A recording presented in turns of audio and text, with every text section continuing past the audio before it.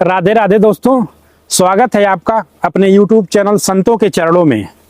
साथियों, जैसा कि आप लोग को पता होगा, हम लोग घूम घूम करके पहाड़ों गुफाओं कंदराओं में संत महात्माओं का दर्शन कराते हैं और उनके सत्संग रूपी प्रसाद को अपने चैनल के माध्यम से आप लोगों तक पहुंचाने की कोशिश करते हैं। दोस्तों, हम लोग इसी रास्ते से आए हैं। आप लोग देख सकते हैं, ये पहाड़ है और कितना ऊंचा पहाड़ है। नीचे मंदाकिनी मैया का धारा बह रहा है दोस्तों। और यहाँ पे देखिए कुछ काम भी कंस्ट्रक्शन का चल रहा है। ये घाट का काम चल रहा है, घाट बनाने का। दोस्तों, आगे महाराज जी की कुटिया है, चलते हैं महाराज जी के पास, महाराज जी से सत्संग लेंगे और महाराज जी के विषय में कुछ जानने की कोशिश करेंगे। दोस्तों, यहाँ चित्रकूट में ऐसे ऐसे संत महात्मा हैं, दिव्य संत महात्मा, जो कि छोटी सी अपनी पड़ कुटिया बना करके भगवान का भजन करते हैं और अपने जीवन का यापन करते हैं। दोस्तों, ये सामने महाराज जी की कुटिया है और इसी कुटिया में महाराज जी निवास करते हैं। साथियों, दोस्तों, अगर वीडियो आपको अच्छा लगे तो वीडियो को लाइक करें, चैनल पर नए हैं तो चैनल को सब्सक्राइब करें और वीडियो अधिक से अधिक अपने दोस्तों में शेयर करें। क्योंकि साथियों, जब आप लोग वीडियो को लाइक करते हैं, शेयर करते हैं और एक प्यारा सा कमेंट करते हैं तो हम लोग का जो उत्साह है बढ़ जाता है। अच्छा सत्संग अपने चैनल के माध्यम से आप लोगों तक पहुंचा सकें। चलते हैं महाराज जी के पास। जय सीताराम। के नाम से कथा बढ़िया।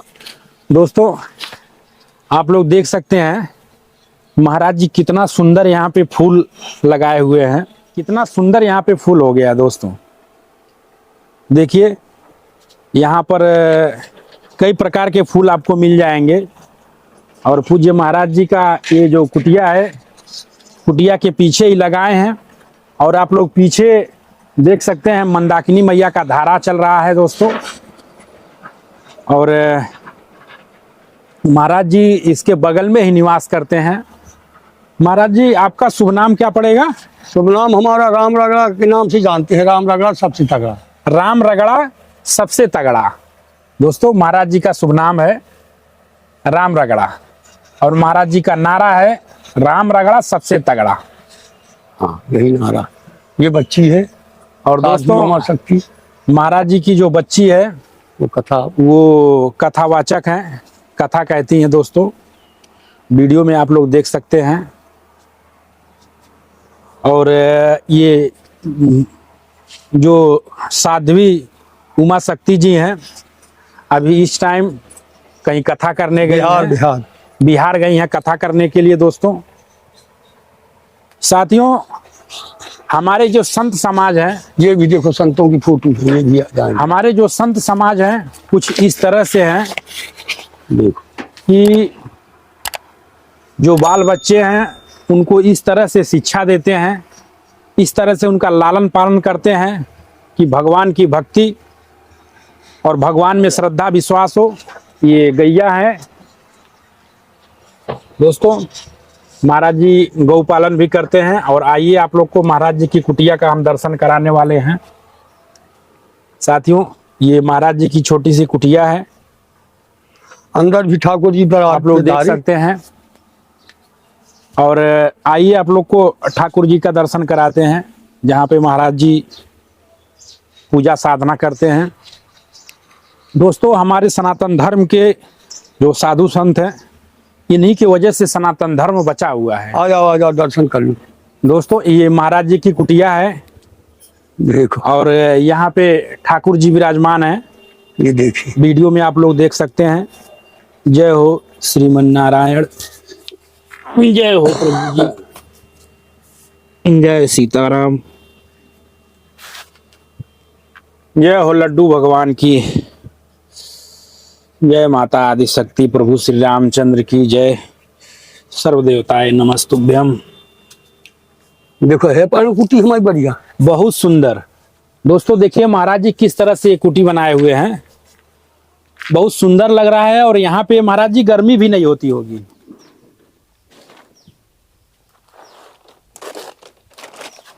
भगवान जय सीताराम। जय श्री राम, जय श्री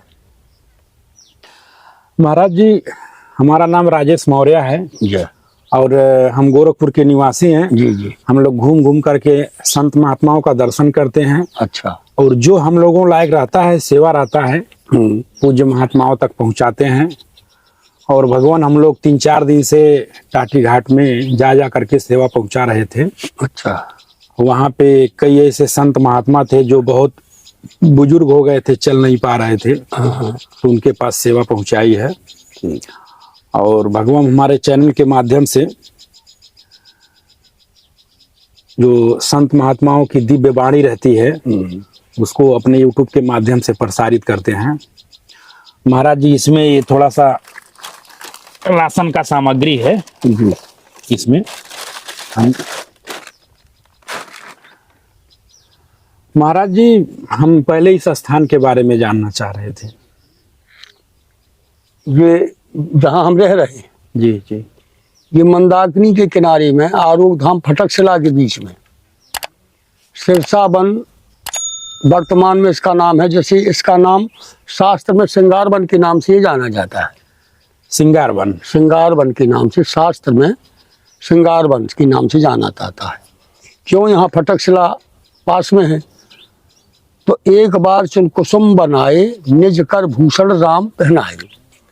तो चित्रकूट में जब आए, फटकशिला में बैठे थे, तो भगवान ने स्वयं सीता जी का श्रृंगार कर रहे थे। वो अच्छा अच्छा। माता जी का श्रृंगार कर रहे थे। तो श्रृंगार करते समय जयंत निकला। तो जयंत ने अचानक उन पर चोंच मार दी। तो वो इनका श्रृंगार करना बिगड़ गया। श्रृंगार करना बिगड़ गया। राम जी को क्रोध आया तो उन्होंने बिन फड़बाड़ राम तही मारा सज्जोजन का। वो तो उसके लिए फिर राम जी ने सीख के समान सीख को उठा करके जयंत को मार दिया। वो सब कहीं घूमता रहा, ब्रह्मा जी के पास, शंकर जी के पास, उसको कहीं शरण नहीं मिली। अच्छा। तो शरण मिलने के बाद जब नहीं मिली तो फिर नारद जी मिल गए। नारद देखा विकल जयंता। जब नारद जी ने विकल देखा जयंत को, तो लाग दया कोमल चित संता। तो नारद जी ने उनको बताया कि ऐसा है कि तुम उन्हीं के शरण में जाइए, और नहीं तो तुमको तीनों लोक में कहीं शरण मिलेगी नहीं। वो आपको शरणागत होने पर छोड़ देंगे। तब फिर जयंत भगवान के पास स्वयं आया। तो भगवान ने फिर उनको दंड देना चाहा, तो माता जी ने उनका सहयोग किया। क्रोध में थे। अच्छा अच्छा। सीता जी ने सहयोग ये किया कि भाई अब यदि शरण आ गया है, गलती की है, तो जितना गलती की है उतना दंड दे दो, नहीं तो अपराधी ये हमारा है, तुम्हारा नहीं है। सत्य है। अपराधी हमारा है, तो इसको आपको दंड देने का इतना बड़ा वो नहीं है। तब उन्होंने एक आंख फोड़ करके बकाया जयंत को छोड़ दिया। तो यहाँ का तो भैया ये इतिहास है। और मंदाकिनी का किनारा है, तो मंदाकिनी के किनारे यहाँ भगवान वैसे भी विचरण करते रहते हैं। मंदाकिनी के किनारे भगवान, यहाँ पे सुनने में आता है कि कुछ गुप्त संत भी रहते हैं जो तपस्यारत रहते हैं। हाँ हाँ, तो रहते हैं पहाड़ों में, गुफाओं में पड़े हुए हैं। कांतानाथ के पहाड़ों में ऐसी ऐसी गुफाएं हैं कि वो गुप्त संत हैं कि जब कभी रात में निकलते हैं। हनुमान धारा में गुप्त संत ऐसे हैं, बड़ी बड़ी जटाएं, विशाल विशाल। हम लोगों को तो चित्रकूट के ये पार्वत में, कांतानाथ की पार्वत में, हम लोगों को स्वयं रात में 2-4 बार ऐसे दर्शन हुए। कई संत हमसे कह चुके हैं नहीं, तो ये बात यथार्थ है, ऐसा थोड़ी। अच्छा अच्छा। यथार्थ सत्य है। जी जी। और जाने कब के संत पड़े हैं जिनकी जटाएं धरती में लटक रही हैं, और ऐसे उठा करके, ऐसे करके इनकी ये आंखों की भौहें भी बढ़ गई हैं। अच्छा, ये भौं का जो बाल है, भौं है, तो उनको ऐसे उठा करके देखना पड़ता ऐसे। है। हाँ। हाँ। तो संतों की तो यहाँ संत रहे ही हैं। भगवान यहाँ आए, सकल मुनिन के आश्रम जाए जाए सुखी, सब ऋषियों मुनियों के यहाँ आए। भगवान, हम यहाँ आरोग्य धाम में थे, हाँ। तो देखे बड़े दूर दूर से संत महात्मा यहाँ पे आते रहते हैं और स्नान करते हैं, ध्यान करते हैं यहाँ पर। तो तो संतों का तो भाई ये धाम ही है, भगवान का निज धाम है। संत हमारी आत्मा, हम संतन में जीव। परमात्मा ने स्वयं कहा है कि संत हमारी आत्मा और हम संतन में जीव। हम संतन में यो रमे जिम माखन में घीव है। तो यहाँ तो संतों के लिए, भगवान संतों के ही लिए वो देने के लिए आए थे सुख। जैसे आपका यहाँ ये क्या कहते हैं, ये पड़ता है आश्रम, सरभंग आश्रम। अच्छा, सरभंग आश्रम। सरभंग आश्रम के पास में एक पहाड़ी है, उस पहाड़ी में हड्डियों का ढेर लगा था। तो भगवान आए, जब देखा उन्होंने तो पूछा उन्होंने कि भैया ये तो राक्षसों ने संतों ऋषियों को खा करके यहाँ हड्डियों का ढेर लगा दिया है। उस पहाड़ का कुछ ऐसे ही नाम है, हम ध्यान नहीं आ रहा है हमको। तो सरभंग आश्रम के पास ही में है। अच्छा अच्छा, सरभंग नहीं, आश्रम नहीं गए आप? अभी तो नहीं गए भगवान। हाँ, तो सरभंग आश्रम जाइए आप, समय निकाल करके यदि है तो। वहाँ सरभंग सुतीक्षण मुनि के गुरु थे सरभंग। तो प्रयागराज से सुतीक्षण लेकर के आए थे सरभंग आश्रम। अच्छा अच्छा, राम जी को। तो राम जी आए थे यहाँ, तो वहीं उन्होंने प्रण किया था। तो जब हड्डियों का ढेर देखे तभी उन्होंने प्रण किया था। अच्छा अच्छा, हाँ, भुज उठाए सकल मुनिन के आश्रम जाए जाए सुख दीन। भुज उठाए कछु ऐसे ही चौपाई फेर कही थी, ध्यान भूल गई।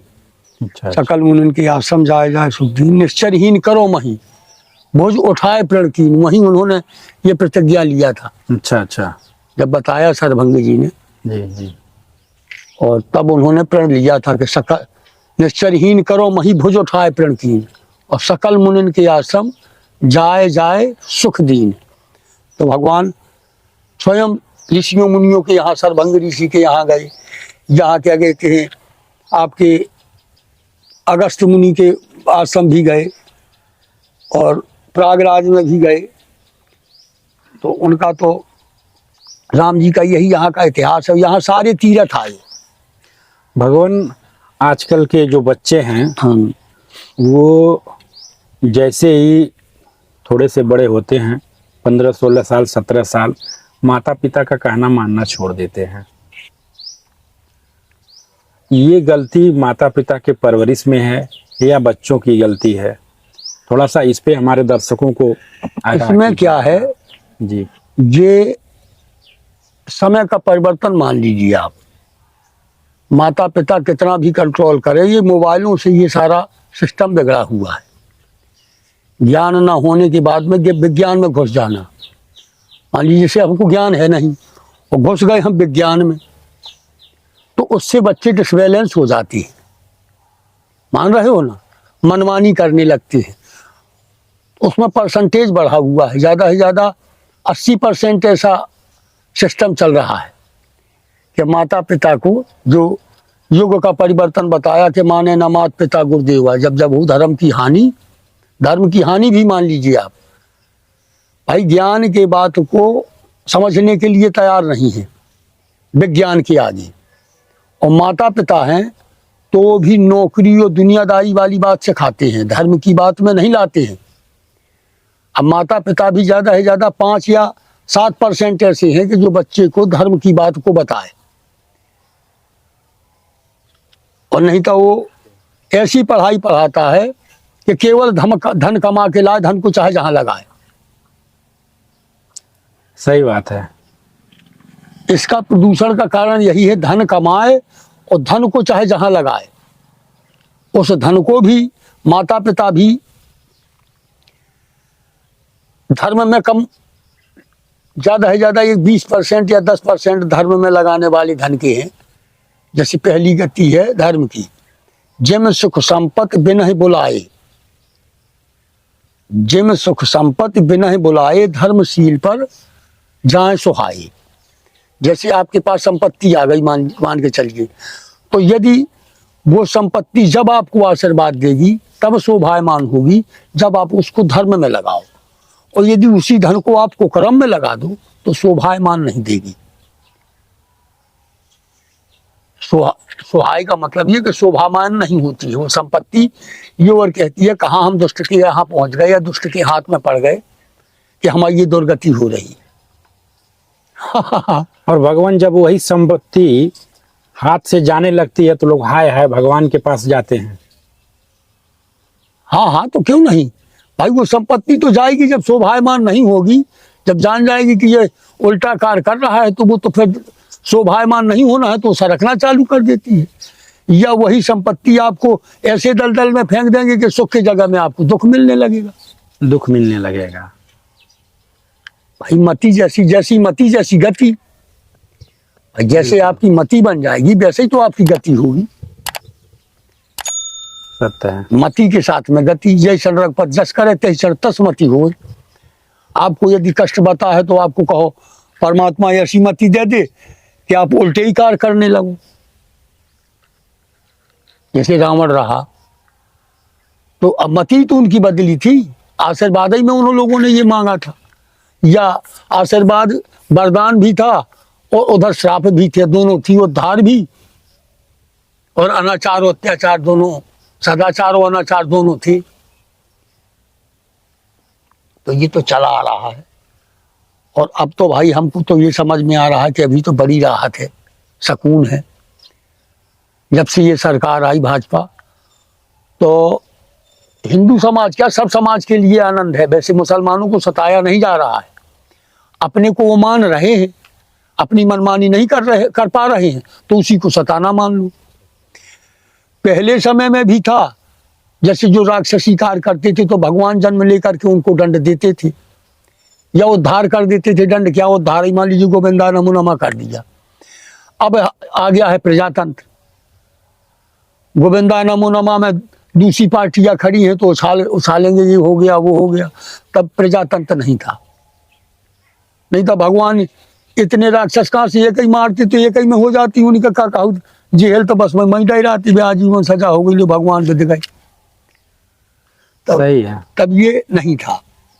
अब इस प्रजातंत्र में मनमानी नहीं हो पा रही है। पर मान के चलिए जैसे कोई अनाचार अत्याचार कर रहा है तो वो अनाचारी अत्याचारी जब उघरे अंत न होय न बाहू, जैसे चौपाई में आया है कि उघरे अंत न होय न बाहू।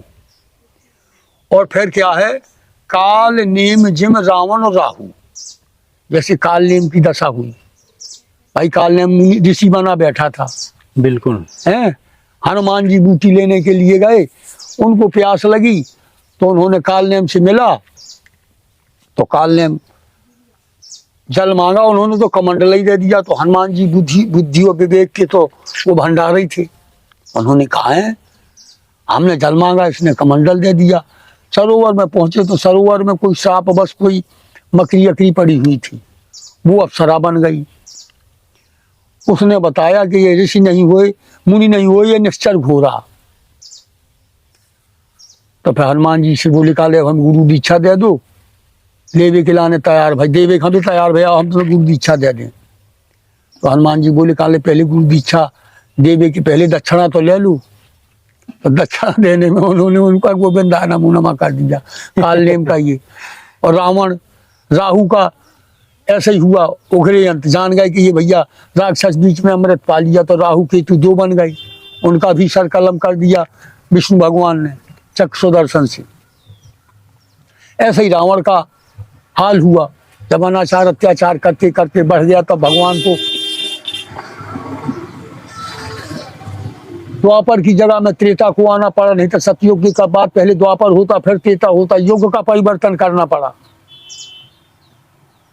भाई। पहले द्वापर फिर त्रेता, युग का परिवर्तन करना पड़ा। फिर राम जी ने जन्म लिया, धीरे धीरे धीरे धीरे सनाई सनाई, तो ये उखरे अंत ऐसे होते हैं। भगवान जैसे लोग कहते हैं जो भाग्य में लिखा है वही होता है। तो अगर कर्म हम बुरे करें तो अच्छा कैसे होगा, और अच्छा कर्म करें तो फिर बुरा कैसे होगा। भाई ये संगत से रंगत बन जाती है, संगत से रंगत बन जैसी जाता है। करो संगत वैसी बने रंगत। भाई जैसे लोगों की संगत में आप विद्वानों के बीच में पड़ जाओगे, संतों के बीच में पड़ जाओगे, तो आपके आचार विचार वैसे बन जाएंगे हैं। और आप उल्टे सीधे लोगों की नशेड़ियों के पास बैठने लगोगे तो भाई सेवा करोगे सब, तुम कितना भी त्याग करो पर रंगत तुम्हारी वातावरण वही हो जाएगा। संगत से रंगत, जैसी संगत करो वैसी रंगत बन जाए। तो ये संगत से रंगत बन जाती है। कुछ प्रारब्ध होते हैं तो आदमी उधर को भागते हैं, और भागने के बाद में यदि समझदार है कोई व्यक्ति, समझाने वाला है, परिवर्तन करने वाला है, तो परिवर्तन हो जाता, नहीं तो उस संगत से फिर उसी रास्ते में चलने लगता है। हमारे ख्याल में तो संगत ही का रंगत है। भगवान मनुष्य कहता है कि हम बहुत परेशान हैं, और जब सुखी हो जाता है तो फिर मंदिर नहीं जाता है, और जब दुखी हो जाता है तब मंदिर जाता है। तो परेशानी तो देखो ऐसा है, परेशानी तो तब आदमी हैरान होता था, तो हैरानी दूर हो जाती है। परेशानी डबल बीमारी है। परेशानी तो मति की परेशानी है भाई, जैसी तुम्हारी मति है उसी आधार से आप परेशान हो। लोभ ही आपको व्याप्त है, मान के चलिए लोभ व्याप्त है आपको, संतोष ही नहीं है। तो जब तक संतोष नहीं आएगा तब तक आपको परेशानी बनी रहेगी। आपके आचार विचार शुद्ध नहीं है भाई। उठने बैठने से आपके आचार विचार बदलेंगे। जैसे आप उठना बैठना कर दोगी और फिर बोलना चालना, आप वाणी में लोगों के पास वो नहीं, संयम नहीं है। नहीं तो वाणी के लिए लिखा है कि ऐसी वाणी बोलिए कि मन का आपा खोए, ऐसी वाणी बोलिए कि मन का आपा खोए, औरों को शीतल करे आपो शीतल हुए। वाणी में संयम नहीं है आदमी। वैसे वाणी के लिए ज्यादा बोलना नहीं लिखा है, लिमिट का बोलो। ये तराजू तोड़ के फिर मुकाहिल को, वाणी एक अनमोल है। बोलत बने तो बोल, यदि बोलते ना बने तो बोलना नहीं चाहिए। और यदि बोलना भी है तो ही तराजू तोड़ के फिर मुख बाहर खोल। भाई तराजू में तोलना कि हम महाराज जी को ऐसा शब्द कहेंगे तो ये अच्छा लगेगा या बुरा लगेगा, पहले तराजू में तोल लो तब वो शब्द को कहो ना। महाराज जी से, माता पिता से, XYZ, अपने से सीनियर से, जूनियर से, कैसे भी हो। भगवान एक हमारा लास्ट प्रश्न है कि हमारे जो दर्शक देख रहे हैं, बहुत से लोग देख रहे हैं, तो भगवान ने माता पिता अपने बच्चों को क्या संस्कार दे, कैसे संस्कार दे कि बच्चे आगे जाकर के माता पिता को वृद्धाश्रम में ना भेजे, माता पिता का सम्मान करे। देखो ये हमारे आपके विद्यालय ऐसे हैं, जैसे पहले गुरुकुल चलते थे, अब उस गुरुकुल की पद्धति को शिशु मंदिर बनाया है। गायत्री शिशु मंदिर या अपना शिशु मंदिर या कुछ ऐसी संस्थाएं चली हैं कि उनमें पढ़ाएं। इंग्लिश मीडियम के पढ़ाने से लड़का जहाँ इंग्लिश पढ़ने लगा तहाँ उसको ना तो प्रार्थना बताई जा रही है, ना कोई धर्म संगत की बात बताई जा रही है, केवल उदर भरना और धन कमाना। तो ये संस्कार से होते हैं। तब 16 संस्कार होते थे। अच्छा, पहले समय में, वैदिक समय में 16 संस्कार होती थी, गर्भ संस्कार से लगा करके अंतिम संस्कार तक। अंतिम संस्कार तक। अब कोई संस्कार ही नहीं है। ये तो आप सत्य कह रहे हैं। तो संस्कार जब आदमी के बिगड़ जाएंगे तो फिर मान लीजिए तब मनुष्य रूप में थे तो देखिए गर्भ संस्कार से लगा करके नाम संस्कार, सारे संस्कार होते थे। तब लोग ब्राह्मण पे विश्वास भरोसा करते थे, ज्योतिष में और वेद शास्त्रों में भरोसा करते थे। अब जन्म कुंडलियां होती थी, साल में ब्राह्मण को बुला करके हर साल अपने पूरे परिवार की कुंडलियां दिखा करके महाराज किसकी गिरा दशा क्या है, क्या करना है। देव देवताओं, अब देवता तुम्हारा भूखो कछु दूसरो है और खवा तुम दूसरे खा रहे, बता तो वो संतुष्ट कैसे हो जाएगा? नहीं होगा। परेशानी का कारण संस्कार न होने का कारण है। जो हम आप जनता हमारी आपकी परेशानी है तो जो हमारे वैदिक धर्म है या सनातन धर्म है, सनातन भी कहा जा सकता है, वैदिक भी कहा जा सकता है। बिल्कुल। तो सनातन धर्म की पद्धति को लोग भूलते जा रहे हैं या भूल गए हैं। कुछ लोग जागृत करने में अब लगे हैं। अब देखो जागृत जनता लगभग 30% 35% जागृत हुई है, ज्यादा नहीं हुई है अभी। ये भी हमने अनुभव किया। तो संस्कारों के कारण आदमी को हैरानी परेशानी दोनों है। पहले हैरानी होती थी, अब परेशानी भी हो गई। हैरानी और परेशानी, हैरानी दूर हो जाती थी, हैरानी को आप भी दूर कर सकते हो, पर परेशानी के दूर करने की दवा कम है। सत्य है। हाँ, परेशानी की दवाई अब हमारे ख्याल में अपने वैज्ञानिकों ने अभी नहीं बनाई। हैरानी की दवा तो दूर हो जाती थी। दोस्तों, आप लोगों ने महाराज जी के विचार को सुना। महाराज जी परम तपस्वी हैं और यहाँ मंदाकिनी मैया के पास रह करके, उनके चरणों में रह करके महाराज जी तपस्या करते हैं, भजन साधना करते हैं।